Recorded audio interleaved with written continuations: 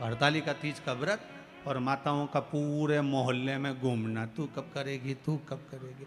और शंकर जी भी उस दिन इतने व्यस्त रहते हैं, शंकर भगवान से पूछा जाए आज अब कैसे हो, शिव जी बोलते हैं बस मस्त हूँ, पूछो ही मत ही बस।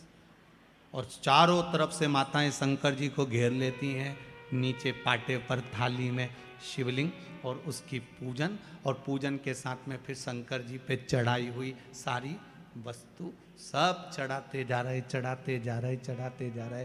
भोलेनाथ जी आराम से बैठे, साथ में पार्वती जी भी बैठी। पार्वती जी बोल रही हैं भोलेनाथ बहुत कुछ चढ़ा दिया गया है, भजन लग रहा होगा। शंकर जी बोले फालतू बात मत करो, सुबह 4 बजे तक ऐसी बैठी रहो, इसके सिवा अपने को बोलना, अपने को नहीं बोलना बिल्कुल 4 बजे तक।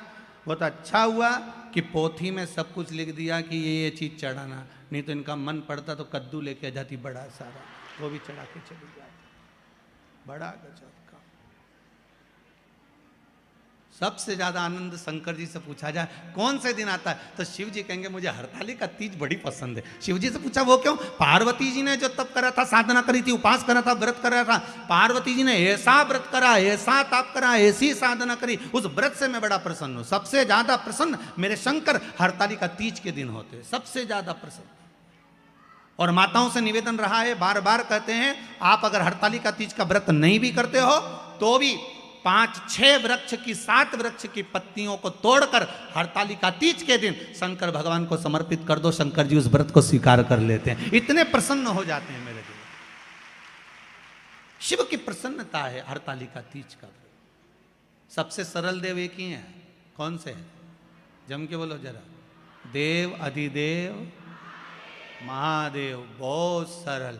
बाकी के देवता उनको तो चंदन लगाओ, उपटन लगाओ, कपड़े पहनाओ, आभूषण पहनाओ, ये धराओ वो धराओ, भोग लगाओ, इनके तो कुछ मत धराओ, 1 लोटा पानी 3 बार ताली, बम बम बोला, अपने घर जाओ।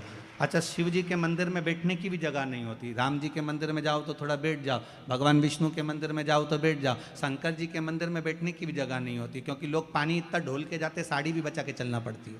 तो शिव जी कहते हैं मेरे पास मत बैठो, मेरे पास बैठकर समय बर्बाद मत करो। मेरा ओघड़दानी, मेरा महादेव, देव अधिदेव महादेव कहते हैं मैं जिसकी आराधना में लगा हूं, शंकर राम की आराधना करते हैं, राम शंकर की आराधना करते हैं। आपसे भी शिव जी कहते हैं आप भी उसकी आराधना में डूब जाओ, समय बर्बाद मत करो, ये समय बड़ा कीमती है, क्यों इसको छोड़ रहे हो, क्यों इसको बर्बाद करो। नारद जी पहुंचे भगवान विष्णु के यहां। भगवान विष्णु से देव ऋषि नारद ने जाकर कहा श्रीमन नारायण। भगवान विष्णु ने एक बार भी नारद जी से नहीं कहा कि बैठो, क्योंकि शंकर जी ने बैठने का कहा था तो नहीं बैठे थे, तो भगवान विष्णु क्यों बोले कि बैठो। नारद जी ने जाते से ही कहा प्रभु मैं नारद। भगवान कहते मैं जानता हूं, जिस कामदेव को भगवान ने नहीं जीता, देवाधिदेव महादेव ने नहीं जीता, उस कामदेव को देव ऋषि नारद ने जीता। आपको मालूम है, भगवान विष्णु की आंखों से जल बहने लगा, नारायण रोने लगे। नारायण को लगा कि ये तो डूबा, मुझे भी डुबा दिया, क्योंकि शास्त्र कहता है निंदा करने वाला और निंदा सुनने वाला, इन दोनों में महापापी कौन होता है, सुनने वाला।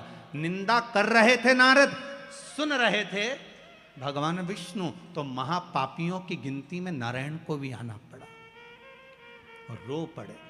लक्ष्मी जी पास में खड़ी थी, माता लक्ष्मी ने पूछा नाथ क्यों रो रहे हो। भगवान कह रहे हैं इस देवऋषि नारद ने मुझे महापापियों की गिनती में खड़ा कर दिया। क्यों निंदा करिए नारद जी ने भगवान शंकर की,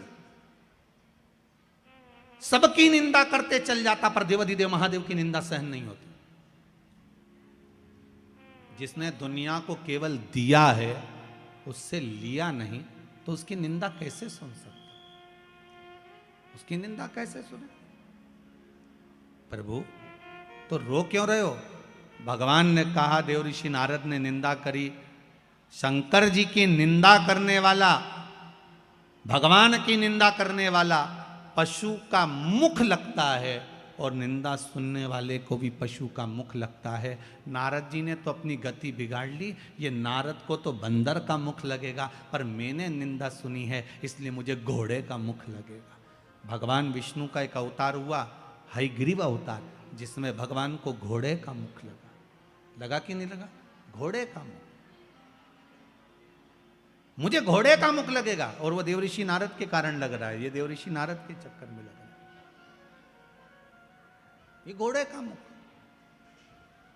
रो रहे हैं भगवान। भगवान देवऋषि नारद से बोले, नारद जी आपने कामदेव को जीता मानते हैं, पर आपके ये शब्द नहीं निकलना थे कि आपने शंकर भगवान जिस कामदेव को नहीं जीते उसको हमने जीता है। आपने ये क्यों बोला? आपको ये नहीं बोलना था। आपने ये बोला, ये श्रेष्ठ नहीं है। आप ये बोले हो, ये श्रेष्ठता नहीं है। महाराज